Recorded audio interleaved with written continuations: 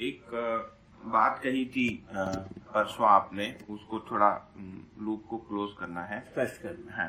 ये एक बात हुई थी कि गुण की उपयोगिता ही स्वभाव है। गुण की उपयोगिता ही स्वभाव है। गुण का उपयोगिता पूरकता। हाँ, गुणों का हाँ, जो उपयोगिता पूरकता यदि सिद्ध होता है स्वभाव स्पष्ट होता है। हाँ, ठीक है। हाँ, स्वभाव स्पष्ट होने से स्वभाव जो है ना मानव का, तो धीरता, वीरता, उदारता, दया, कृपा, करुणा के रूप में स्वभाव स्पष्ट हो जाता है। ठीक है ना। ये यदि स्पष्ट होती है, उसी के साथ जो है ना मानव मूल्य प्रमाणित होना शुरू करता है। क्या बात? उसी के साथ मानव मूल्य प्रमाणित होना शुरू करता है। इस मानव मूल्य क्या है? ये धीरता, वीरता, उदारता। ठीक है ना। ये यदि पूरा होता है वो तो उसमें जो है ना जीवन मूल्य प्रमाणित होना हो जाता है। जीवन मूल्य प्रमाणित होना के लिए मानव लक्ष्य पूरा होता है। मानव लक्ष्य जो है ना समाधान, समृद्धि, अभय, सहस्त्र, प्रमाण, इस ढंग से बात पूरा होता है।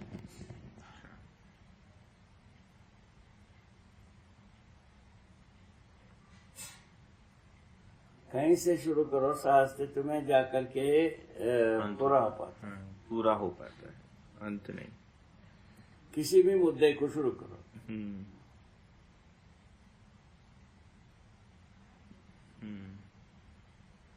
तो ये पूरा जो है मतलब पदार्थ से लेकर ज्ञान तक, जैसे पदार्थ का स्वभाव बताया, संगठन विघटन, है ना, प्राण का बताया, सारक मारक, ये पूरा बोध की वस्तु हो गई। मतलब साक्षात्कार भी और बोध की भी वस्तु। साक्षात्कार बोध में ये पूरे आ जाते हैं। पूरे आने की पश्चात जो है ना अनुभव जो है ना धर्म में हो जाता है ना। चारों अवस्थाओं का धर्म जो है सत्य सहज है। सत्य को प्रमाणित करने के क्रम में धर्म है, ये पता चल जाता है। पता चलता है तो उसके आधार पर जीने के लिए प्रवृत्ति होती है। जीने के लिए प्रवृत्ति होता है, मानव चेतना विधि आती है। क्या बात?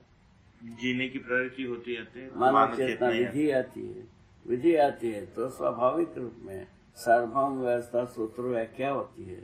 अखंड समाज सूत्र व्याख्या होता है। फलस्वरूप हम समाधान, समृद्धि, अभय, अस्तित्व पूर्वक जीना बनता है। इतने फलस्वरूप उसके परिणाम में तो मानव मूल्य, जीवन मूल्य प्रमाणित होते हैं। सुख, शांति, संतोष, आनंद,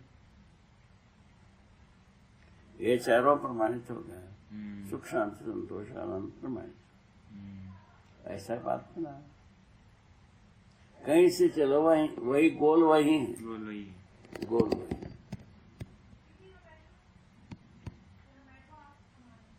जीव अवस्था की गुण क्या कहेंगे बाबा? जीव अवस्था की क्या गुण है? जीवावस्था का गुण ये है जो क्रूर। अच्छा, वो जो लिखा है। तो गुण भी जो है साक्षात्कार की वस्तु हुई ना। गुण जो है वो मैंने साक्षात्कार तो चारों चीज है।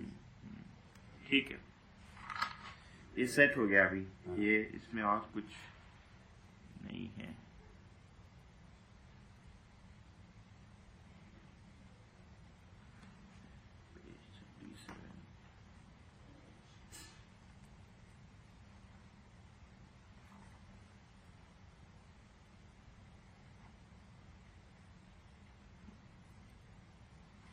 इसमें ये वाला एक पॉइंट था, में लिखा है कि वित्तेषणा, पुत्रेषणा, लोकेषणा तथा समाधान से प्राप्त तृप्ति की बौद्धिक तृप्ति संज्ञा है, जो दीर्घकालीन या दीर्घ परिणामी होती है। तो येषणा त्रय के साथ जो हम जीते हैं, माने मानव चेतना में आता है, तब क्या होगा? संवेदनाएं हैं, इन तीन ईष्णाओं के साथ जीने से नियंत्रित हो जाते हैं। तीनों ईष्णाएं नियंत्रित होते हैं। समय तीनों ईष्णाओं को जो व्यक्त करने के लिए संवेदनाएं प्रवृत्त होते हैं, वो नियंत्रित है। नियंत्रित रहने का मतलब व्यवस्था में होना। अनियंत्रित होने का मतलब है अव्यवस्था में होना। इतना ही तो बात है। मानव ही नियंत्रण के लिए पैसा है। अभी नियंत्रण में मानव नहीं है, अनियंत्रित है, इसीलिए जीव चेतना प्रमाणित है। इसको दीर्घकालीन या दीर्घ परिणामी क्यों कहा? इसमें जो है ना, जैसा दीर्घ काल तक ये रहता है, क्या चीज? नियंत्रण। नियंत्रण रहता है कि नहीं? हाँ, तृप्ति दीर्घकालीन या दीर्घ परिणामी है। दीर्घ परिणामी मतलब दीर्घ काल के बाद परिणाम। अच्छा, क्या परिणाम? क्या बने परिणाम? जो ईष्णाओं से मुक्ति। दीर्घ मतलब लंबे समय तक ना? लंबे समय तक ये दीर्घ ईष्णा रहेगी। हाँ। देवी चेतना पर्यंत तक रहेगी। हाँ। वरीयता में। हाँ।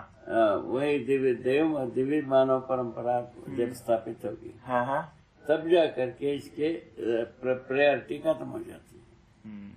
मतलब बाबा ये लिखा है इसमें कि इससे प्राप्त तृप्ति की, वही तो बौद्धिक तृप्ति संज्ञा है, और ये बौद्धिक तृप्ति जो है दीर्घकालीन या दीर्घ परिणामी होती है। फलस्वरूप जाना व्यवहार में ऐसे ही रहता है। और उससे नीचे लिखा है कि संबंध मूल्य मूल्यांकन उभय तृप्ति ही मूल्य मूलक विधि से जीने का प्रमाण है, जिसमें निरंतर सुख की संभावना दिखने लगती है। हाँ, वही बात। इसीलिए इसमें जो है ना, कोई खास परिवर्तन की बात नहीं। हाँ। मानव परंपरा में तीनों अवस्था में हाँ। क्या चीज? मानव चेतना, देव चेतना, दिव्य चेतना की अवस्था में इसकी तृप्ति की संभावना बनाई रहती। उभय तृप्ति की, उभय तृप्ति अपने आप में समाधान।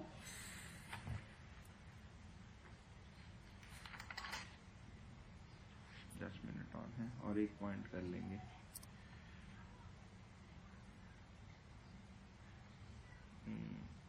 ये भी एक बात थी, मतलब इसमें से कह देता हूँ कि ये आपने कहा था कि शब्द का अर्थ स्वीकृति होता है, स्वीकृति बुद्धि में होती है।